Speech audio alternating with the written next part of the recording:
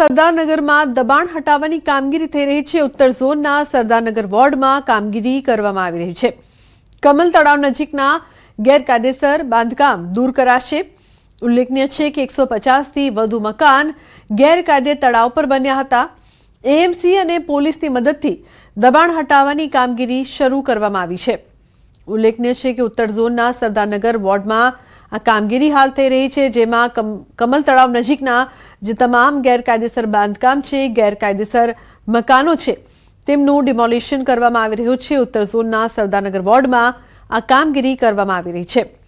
તો કમલ તળાવ નજીક ગેરકાયદેસર બાંધકામો હતા, તેને હટાવવાની કામગીરી। સંવાદદાતા વિભુ લાઈવ જોડાયા છે વધુ માહિતી આપવા માટે। તેમની પાસેથી વધુ માહિતી લઈએ। વિભુ, જે પ્રકારથી જે ગેરકાયદેસર દબાણો છે, મકાનો છે, ખાસ કરીને 150થી વધુ, તે હટાવાઈ રહ્યા છે, આપ ત્યાં ઉપસ્થિત છો, શું વધુ વિગતો છે?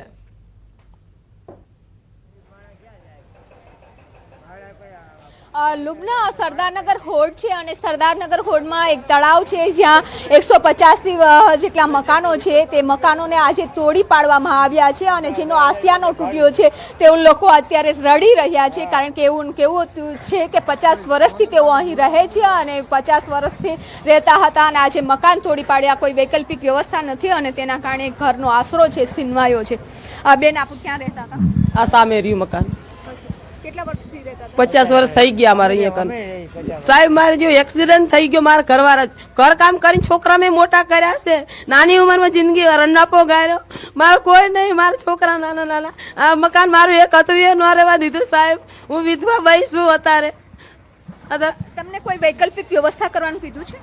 એવું અમને કાંઈ નથી કીધું કે મકાન સામે આપશું, પણ એવું કાંઈ પછી બીજું કાંઈ કીધું નહીં એમને। મેં તો ભલે મકાન પણ સામે અમને મકાન દઉં। વિધવા નાની ઉંમરની ભાઈ ક્યાં જાવ અત્યારે? મારા છોકરા બંગલાના કામ। કેટલા લોકો છે? અમે 5 જણા છીએ। બધા મજૂરી કરો? મજૂરી તે નોકરી કાંઈ નહીં। તો અત્યારે આ બેન છે અહીં રહે છે, જેઓનું મકાન છે તોડી પાડવામાં આવ્યું છે। કહેવામાં નથી આવ્યું કે હવે તેમની વૈકલ્પિક વ્યવસ્થા થશે। અંકલ, તમે તમને જે મળ્યા છો અધિકારીને કોઈ આશ્વાસન આપ્યું? આશ્વાસન કાંઈ નથી આપ્યું બેન, કાંઈ આશ્વાસન નથી આપ્યું। આપ્યું એમ કીધું, કોઈ આપ્યું નથી। નોટિસ આપી? હા, નોટિસ આપી હતી, બસ નોટિસમાં મહિનામાં તો પૂરું કરી દીધું બેન। મહિના જેવું થયું હતું બસ। તો 1 મહિનો થઈ ગયો છે કે નોટિસ આપવામાં આવી હતી અને ત્યારબાદ આપ જોઈ શકો છો કે અત્યારે કામગીરી છે તે શરૂ કરી દેવામાં આવી છે। મકાન છે તે તોડી પાડવામાં આવ્યા છે અને લોકો અત્યારે બેઘર બની ગયા છે। લોકોનું કહેવું છે કે ઠંડી છે, ઘરમાં અનેક મુશ્કેલીઓ હોય, વડીલો રહેતા હોય છે, વડીલોની તબિયત સારી નથી હોતી, તેવી સંજોગોમાં તેઓ જાય ક્યાં? કારણ કે વૈકલ્પિક વ્યવસ્થા કરવાનું પણ કોઈ સૂચના છે તે આપવામાં નથી આવી, તેવા લોકોને કંઈ કહેવામાં નથી આવ્યું અને સતત જે લોકો છે તે અહીં રડતા પણ જોવા મળી રહ્યા છે। કારણ કે આ એક દીકરી છે કે જે સતત રડી રહી છે। આજે સ્કૂલે પણ નથી ગયા, કારણ કે આ જે દીકરી છે સ્કૂલે ગઈ હતી બેટા? અઠવાડિયાથી સ્કૂલ નહીં ગઈ, અમારું ભણતર બગડે છે। ક્યાં રહેતી હતી? અહીંયા પીપળું થઈ ગયા। અચ્છા, કેટલા વર્ષથી તમારા પપ્પાની લોકો રહે છે? 40 વર્ષ।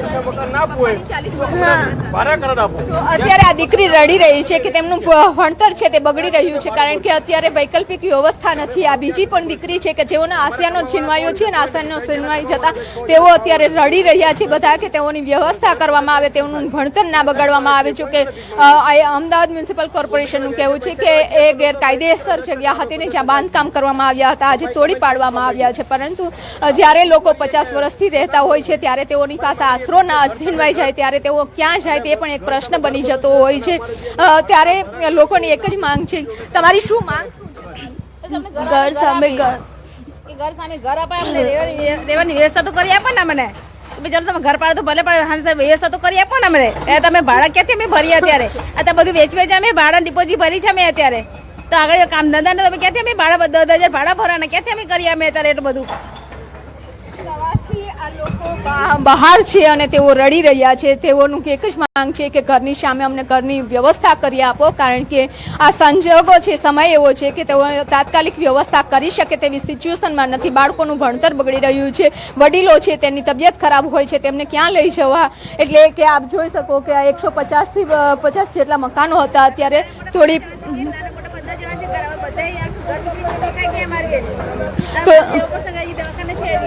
તો હા એક અનેક સમસ્યાઓ છે, પરંતુ જે કોર્પોરેશનનું કહેવું છે કે તેઓ અત્યારે સામાન છે તે રોડ ઉપર છે તે જોવા પડી રહ્યો છે, અને અત્યારે એક બાજુ કામગીરી ચાલી રહી છે, બીજી બાજુ લોકો છે તે રડી રહ્યા છે કે તેઓની વ્યવસ્થા કરી આપો. તેઓની એક જ માંગ છે કે જે આ ઘર સામે અમને ઘર આપો, પરંતુ અમદાવાદ મ્યુનિસિપલ કોર્પોરેશન દ્વારા અત્યારે ગેરકાયદેસર જે બાંધકામો હતા તેને દૂર કરવામાં આવી રહ્યા છે, અને તમામ લોકોની ઘર વખરી છે તે આપ જોઈ શકો છો કે એક બાજુ ત્યારે પડ્યા છે કે કઈ રીતે પડ્યા છે તે જોઈ શકો છો. પોલીસનો બંદોબસ્ત વચ્ચે લોકો છે અત્યારે એક પ્લોટિંગ છે અને ત્યાં એમનો સામાન રાખી અને તેઓ બેઠા છે કે હવે તેઓને ક્યારેક ઘર મળશે તે પણ એક પ્રશ્ન છે. શિયાળાની સિઝન શરૂ થઈ ગઈ છે, ઠાવેલી સવારે કડકડતી ઠંડી પડતી હોય છે અને બાળકોને લઈ તેઓ અત્યારે તમામ લોકો છે તે અહીં બેઠેલા છે તે જોવા મળી રહ્યા છે. બિલકુલ વિભુ, જે પ્રકારથી આપે વાતચીત કરી, મહિલાઓ છે, વૃદ્ધો છે, નાની નાની બાળકીઓ અત્યારે રડી રહી છે. શું ફક્ત 1 મહિના પહેલા જ નોટિસ આપવામાં આવી હતી અને અચાનક ઘર તોડી દેવામાં આવ્યા છે? અને જો નોટિસ પણ આપવામાં આવી છે તો કારણ કે ગરીબ લોકો છે, ક્યાં રહેશે, કઈ રીતે ગુજરાન ચલાવશે? કોઈ મજૂરી કરે છે, કોઈ ઘરકામ કરે છે. શું તંત્ર દ્વારા કોઈ વૈકલ્પિક વ્યવસ્થાની વાત કરવામાં આવી છે ખરી?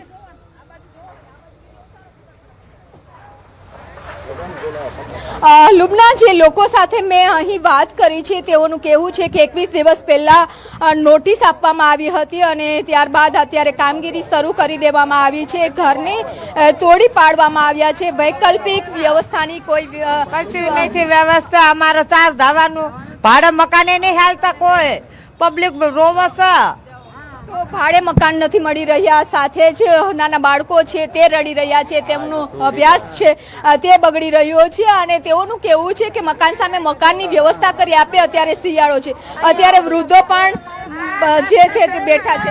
અમારા મકાન નથી, આવા લુલા લંગડા આ પેરોલેસ વાળા મેદાનમાં પડ્યા પડી જાય મકાન વાળા.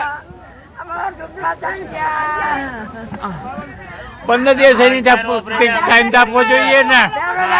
તો ઓપરેશન કરાવેલું છે, આ એક જ વાત અહીં જોવા મળી રહી છે. 258 ની નોટિસ છે ને 257 ના મકાન પાડી દીધા છે એ લોકોએ.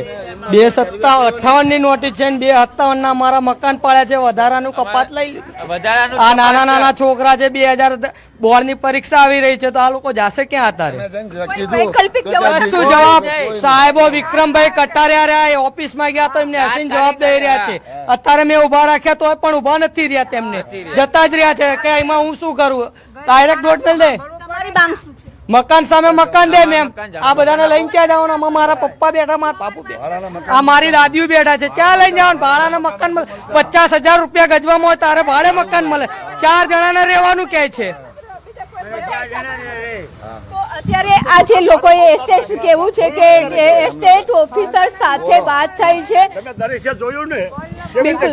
તો અત્યારે સ્થિતિ છે તે આપ જોઈ શકો છો કે લોકો અહીં આપ જોઈ શકો કે પોતાનો સામાન છે બહાર પડ્યો છે. અધિકારી સાથે વાત કરી તો તેઓને કોઈ આશ્વાસન આપવામાં નથી આવ્યું કે તેમને વૈકલ્પિક વ્યવસ્થા કરી આપશે કે નહીં, પરંતુ તેઓની એક જ માંગ છે કે અત્યારે જે મકાન તોડ્યા છે તો મકાન સામે મકાન આપવામાં આવે.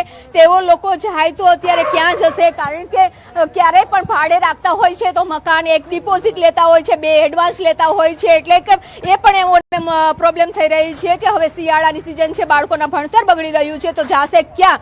પરંતુ અત્યારે પોલીસના બંદોબસ્ત વચ્ચે આપ જોઈ શકો છો કે જે 150 મકાન હતા તેને અત્યારે તોડવાની કામગીરી છે તે ચાલી રહી છે. જી બિલકુલ વિભુ, આભાર સમગ્ર માહિતી બદલ. તો ખૂબ જ વિકટ પરિસ્થિતિ આ પરિવાર માટે. નાના બાળકો, વૃદ્ધો છે તે બહાર બેઠા છે કડકડતી ઠંડીમાં.